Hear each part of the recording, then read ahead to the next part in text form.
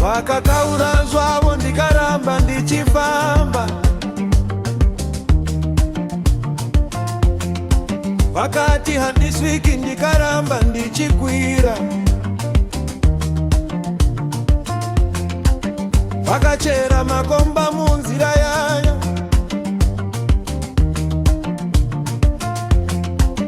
asi Jehovha akandivakira bhiriji.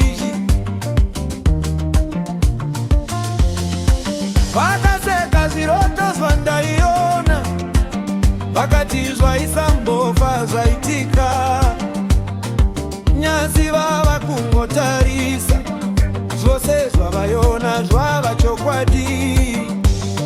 Mhepo inogona kuvhuvuta, asi miti yakadzika midzi haurasi.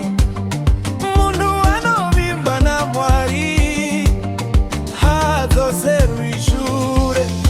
Ndichasimuka ndidzokeri, ndinofamba nesimba raJehovha.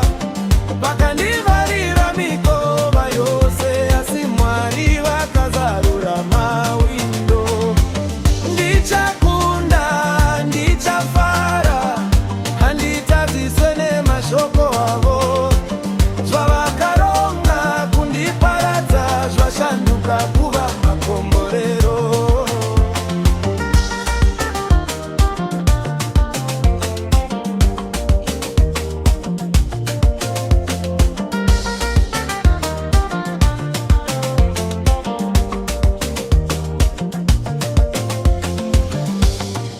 Vakandikandira matombo, ndakavaka nawo hwaro hwangu. Vakandipa misodzi yakawanda, nhasi yava rwiyo rwemufaro. Vakafunga kuti ndichaneta, ini ndakawedzera kutsungirira.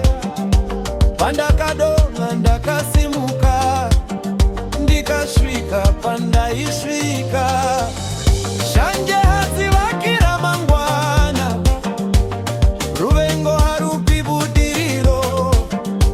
Anoshingirira ndiye anokohwa, nguva ndiyo inopindura. Mwari pavanosimudza munhu, hakuna angamudzikisa. Vanhu vangaronga zvavo, asi zano raMwari ndiro rinokunda. Ndichasimuka, ndichapenya, hapana chandidzora shure. Zvandakapiwa naMwari hazvina anogona kunditorera.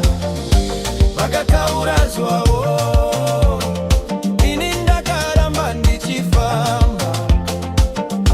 Vakandirwisa zvavo, asi ndakazosvika.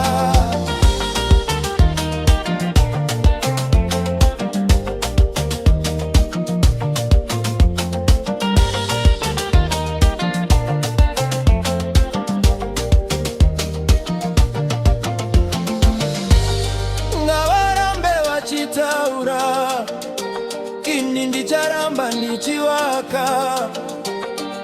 Ngavarambe vachivenga, ini ndicharamba ndichikunda. Nekuti budiriro yangu haisi mumaoko ewanyu, asi riri mumaoko aJehovha. Vakataura zvavo, ini ndakaramba ndichifamba. Vakati handisviki, asi ndakasvika.